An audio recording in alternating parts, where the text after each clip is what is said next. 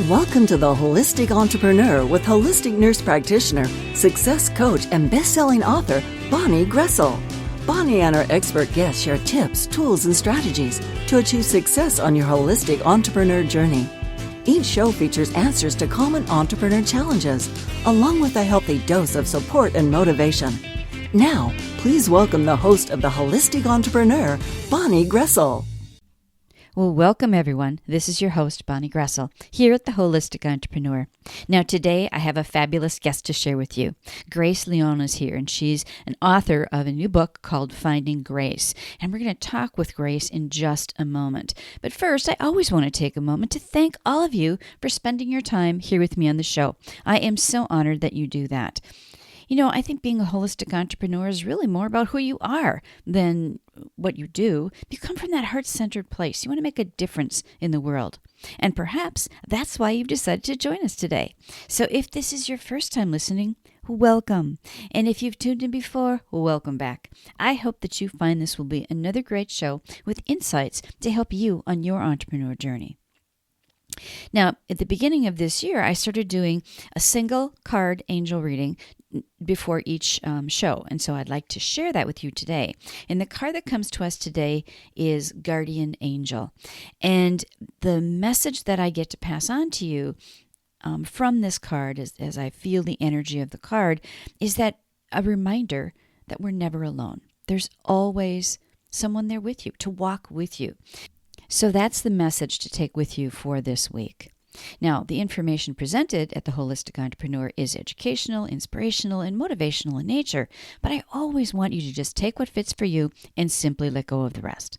This show does not intend or imply to be a substitute for professional medical advice, diagnosis, or treatment either. So I always want to remind all of us of that little caveat. Now, let me introduce our guest for today. Grace Liang is an author, speaker, success coach, and social media influencer.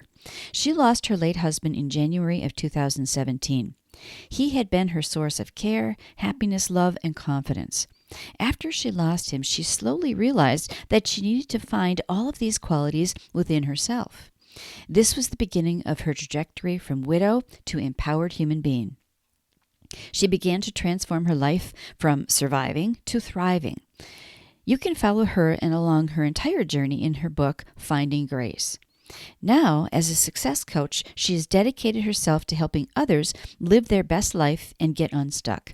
She developed a system called Activate Your Inner Power, and this uses energy healing to clean up the root of the problems that people have by removing trapped emotions and limiting beliefs, and then applying success principles to take them from where they are to where they want to be. Join me now in welcoming Grace Liang to the show.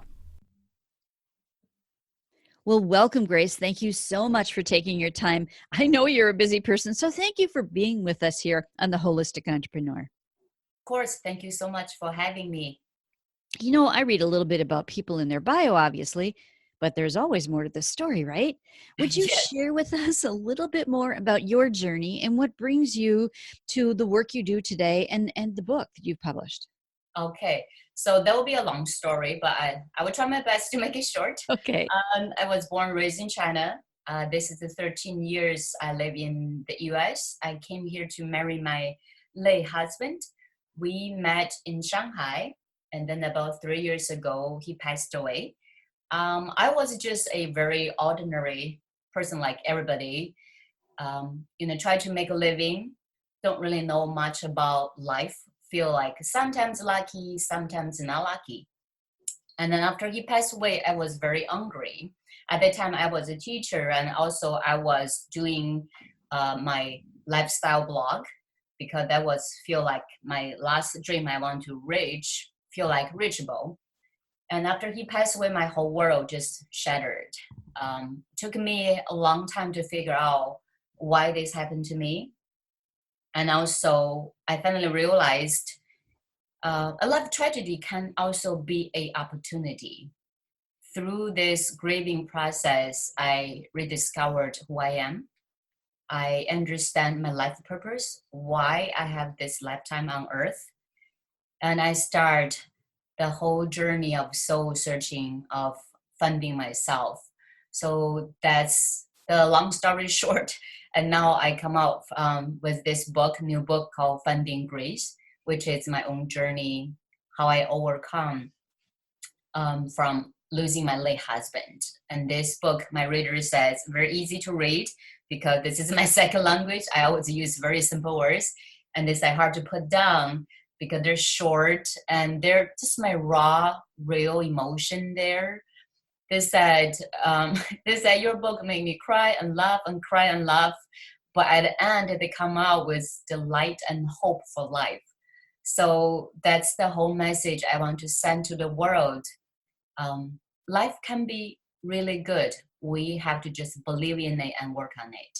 So that's it. And I agree with that person who gave you that feedback in your book, because I've read your book, and yes, it's ups and downs and all over, but you leave feeling good and hopeful and looking forward to the future. So I would say, how people say that they survive something. Well, I think people survive, tragic events, but some people survive and then go on to thrive. And that's what I think I see in you and your story.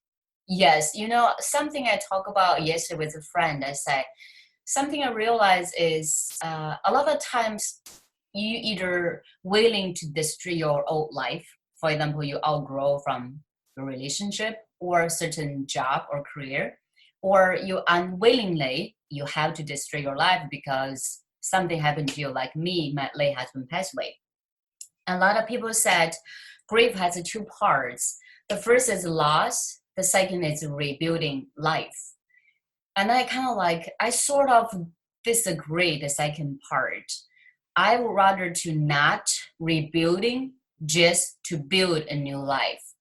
Imagine this, like our life before was a glass, a glass cup.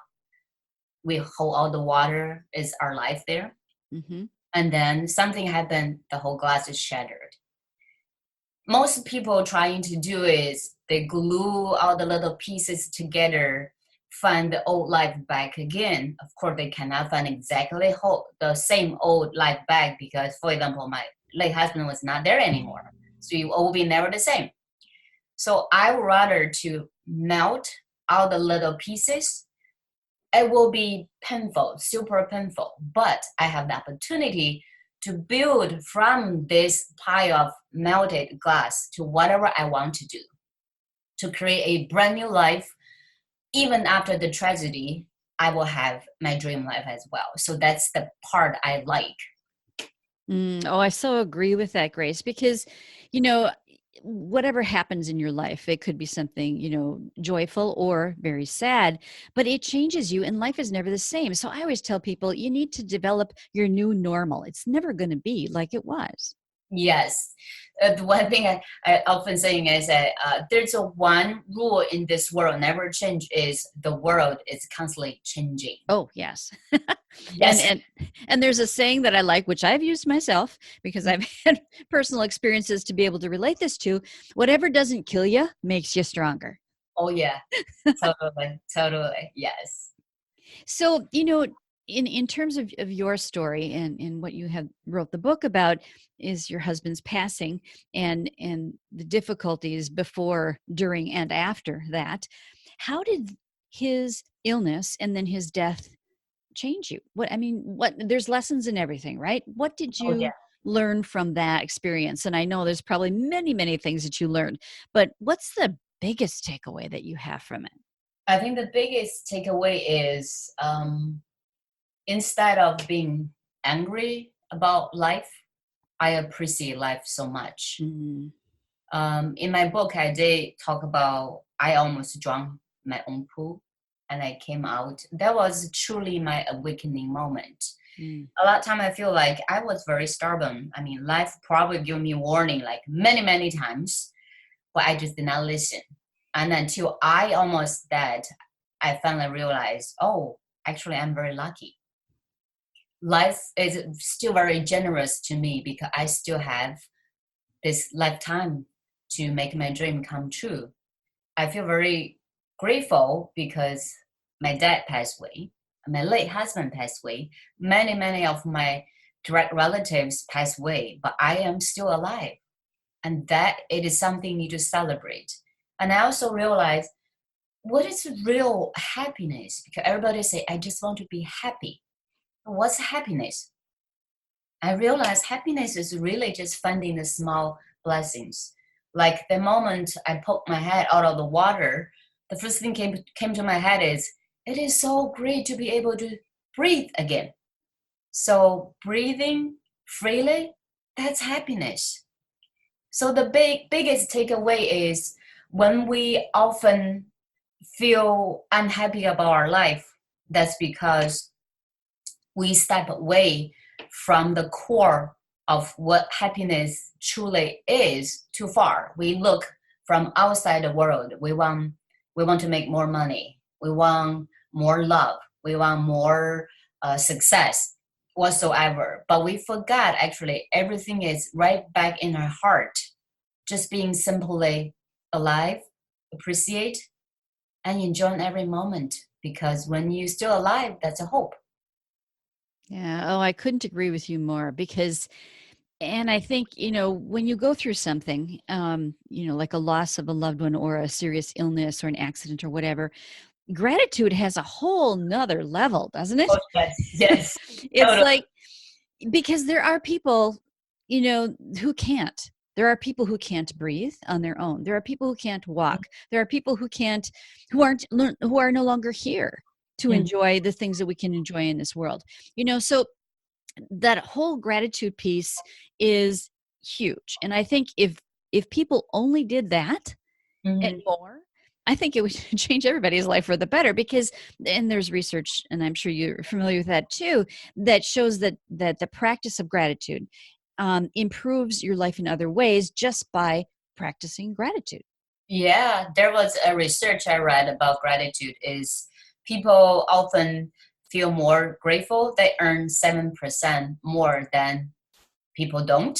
Yep. And they also have a 7 years longer lifespan than other people. So that's pretty good benefit from that. Yeah, I mean, and it's something simple. You don't need any extra like equipment or money to do it or anything. It's just how you think and how you look at life. And, it's all about choice in my mind. And I'd love to hear your take on it as you work with the clients that you do in your coaching and your workshops and things.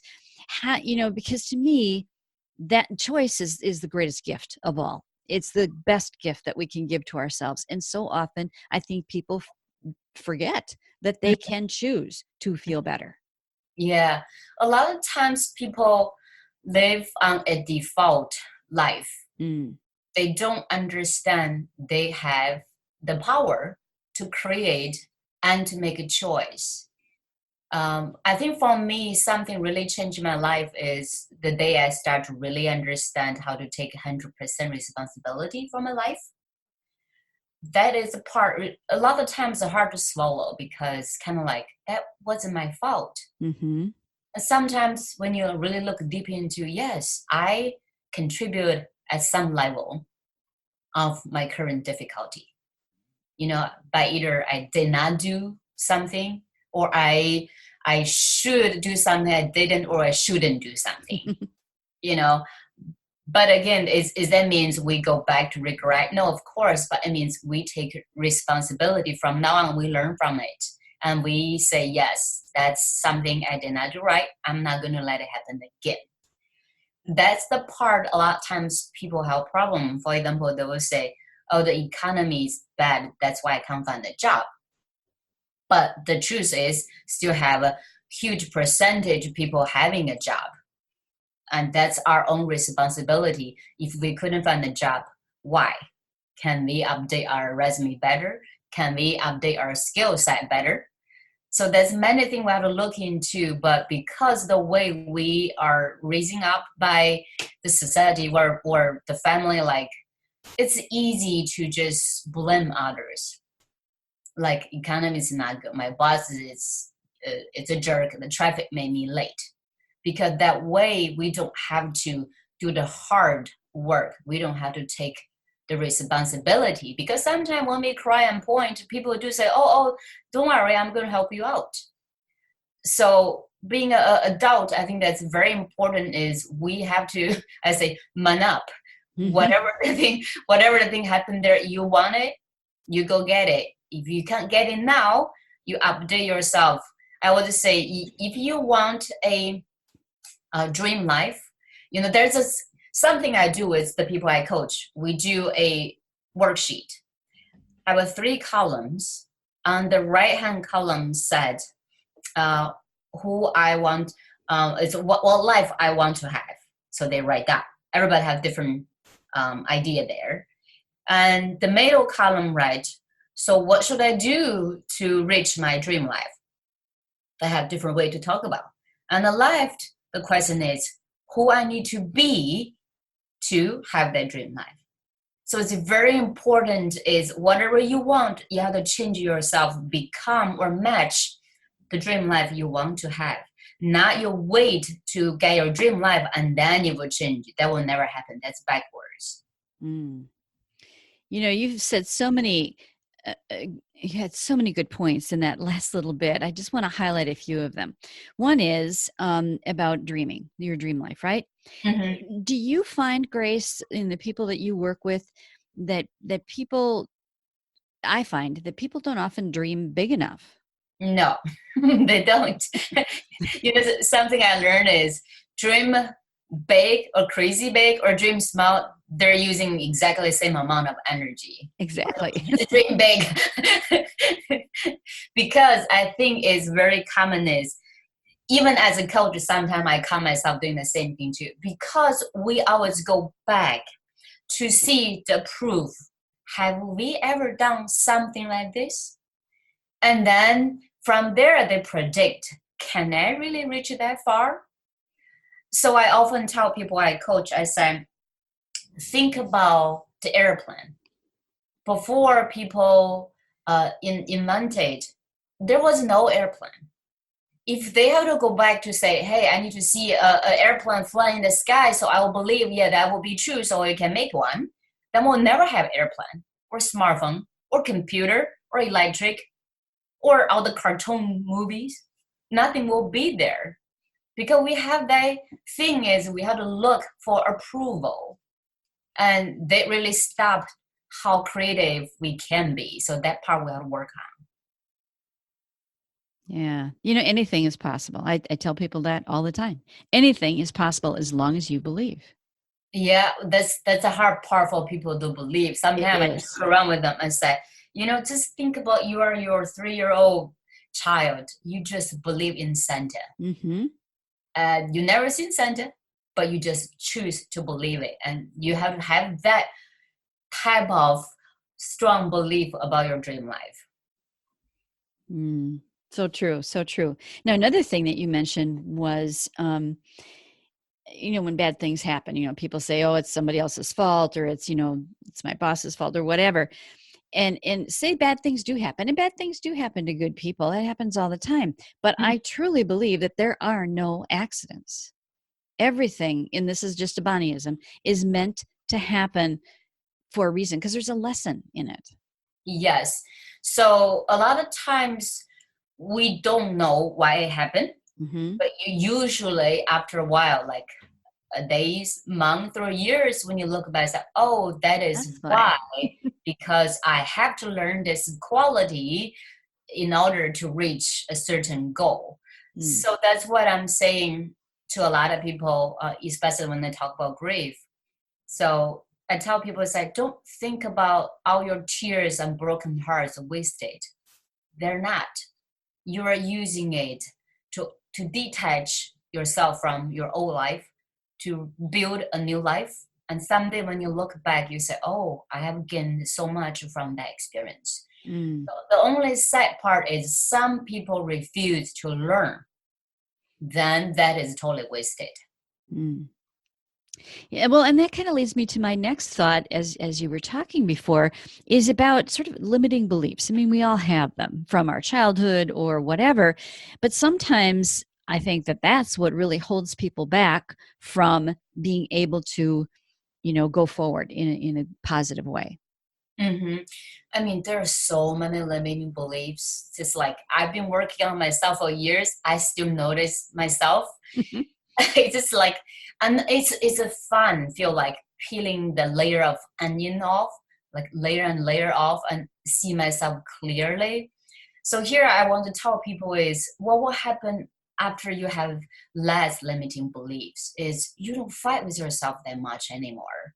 You're not angry with yourself that much. You're not angry with the world. You see everything more clearly to the core, why this happening. And you don't have that like, oh, I don't know what I want. I don't know what to do. You just know it because your intuition right there. Before, when you have so many limiting beliefs, your intuition cannot come to you. Now, after you remove it, they're just right there. You just have the brilliant idea just like right away. So that's the best part. I really love the result. Now, talk about the limiting beliefs. Doesn't matter male or female, doesn't matter what age. Guess what is the number one limiting belief? Almost everybody has it. Anything you can guess?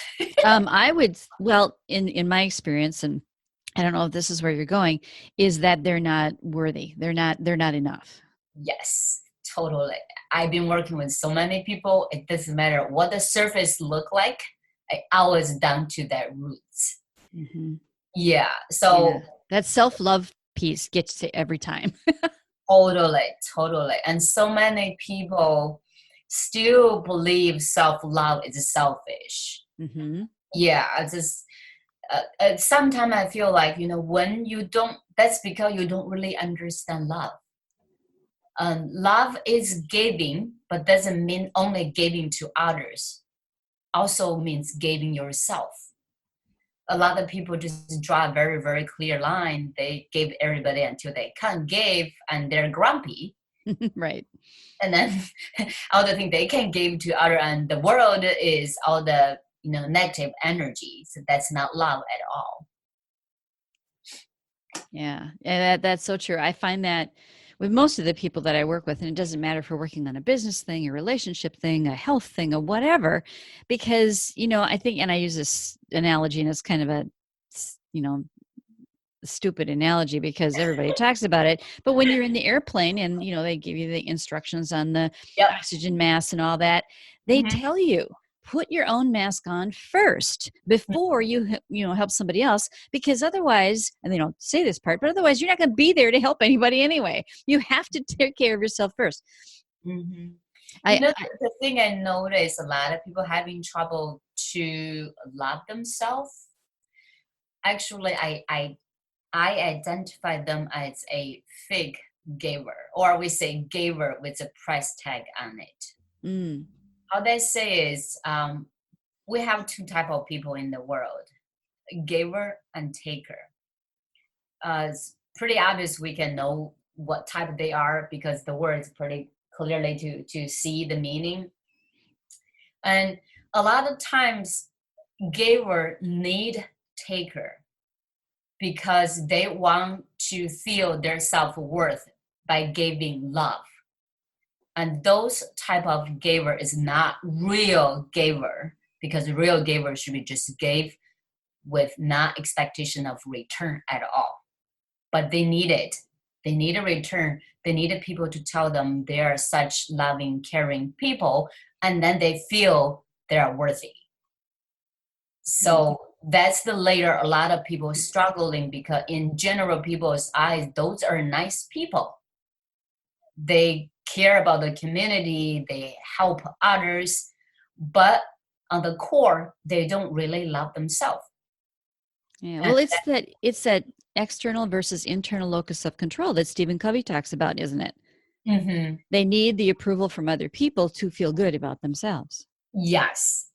So that's why sometimes it's hard to really know why because why we're so puzzled. That person is so nice, then why they can do this? A lot of times it's because the layer is there. When they don't really truly love themselves, at some point they're going to show because when they have no love to give people, they're going to damage themselves and others. So the best way is to love themselves, become a true giver. Absolutely. You know, I often do a little exercise with people, and I have them list their priorities in life on a list, 5 or 10 priorities, the number one being the most important. And Mhm. so after they've done their list, then I ask them to look at the list they just wrote, and I ask them, okay, where are you on the list? Mhm. And you know what? Most of the time, they're not even on the list. So that gives you an idea about their Yeah, worthiness factor, right? yeah, yes, yes. Yeah, that's just totally backwards. People feel like you gave more. That means you're a nice person. You're a loving Yeah. person. Yeah. Yeah, we So need true. to change that. So, talk to us a little bit, Grace, about because I know there's other people out there struggling with the same issue. Tell us a little bit about rebuilding your life after the loss of your husband. It's a very painful. It doesn't matter you're willingly to destroy your life or not willingly. It's equally painful. Uh, it's uh, it's many tears and broken heart. Many hours just like don't know what to do. But eventually, you have to pick yourself up. You have to know, somehow you want to continue to live. So you ask yourself, what kind of life I want? I think that's the first step.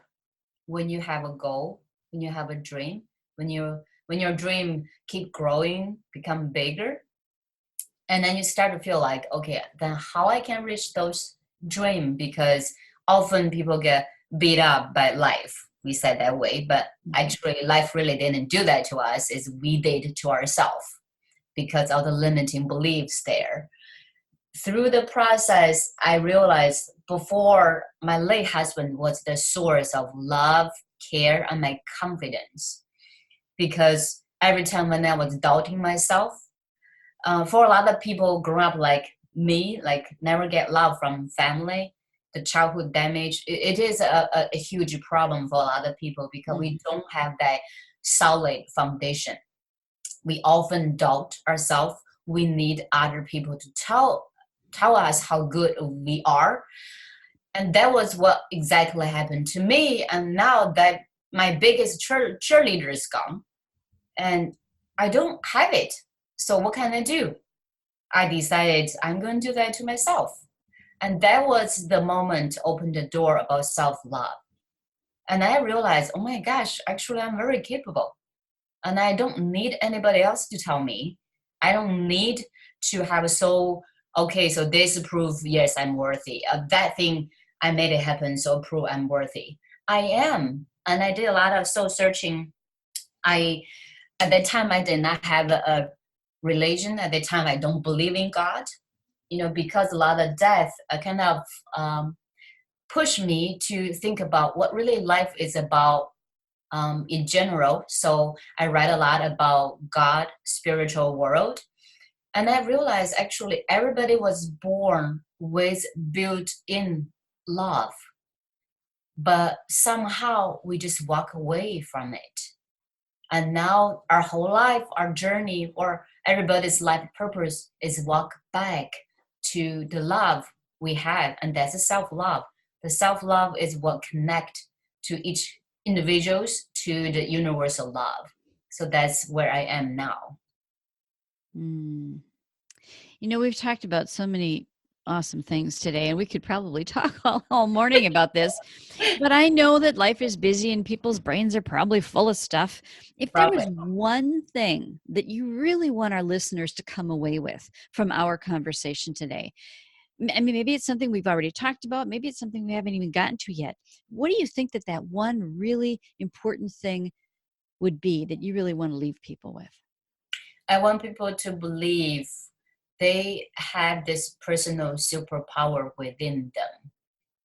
They were born with. They just need to go inside to reconnect with it. And all the dream life is right there waiting for you to reach. Oh, I love that. I mean, I don't think people can hear that enough. Thank you so much, Grace. Well, I know that people are going to want more of you after listening to our interview today. So tell us how we can get more of Grace Leon and the book and all the things that you do now. you can find my book on Amazon or on Barnes and Noble. You also can reach me out on my website called activateyourinnerpower.com. You also can send me an email at gracel@colongrace.com. So I will be very happy to hear what you are thinking, and then we can really all grow into the best version of ourselves. Oh, thank you for that. And thank you for, giving us an idea of how to connect with you. And just so that the listeners know, I will put all those links on the show page below. So you don't have to worry about like getting the spelling right or anything. Just click on the link and you should magically be there. So Good. I want to thank you so much for taking time out of your busy day, Grace, to share with us and to, talk about your experience and how it led you to what you do today, which is really helping people through a lot of that same kind of stuff. Yeah, thank you so much for giving me this opportunity to share my story and my knowledge. I am really, really grateful for this. Well, thank you for joining me here at the Holistic Entrepreneur Show today. If you would like to learn how you can be a sought-after guest on popular podcasts, how to produce your own show, or even how to use content marketing to grow your business, go to bonnielinks.com and check out the offers that I have for you there. BonnieLinks.com, BonnieLinks.com, is also where you can sign up for my monthly newsletter, the Holistic Entrepreneur Update. It comes straight to your email with an update from me and all of the links to the last month's shows, just in case you missed anything. Now, this newsletter also gives you access to the show's guest gift page, where you can access all the great gifts from my guests over the years. And don't forget to subscribe to The Holistic Entrepreneur on your favorite podcast directory so that you'll automatically receive the newest episode when it's released. The Holistic Entrepreneur is brought to you by M&B Global Solutions.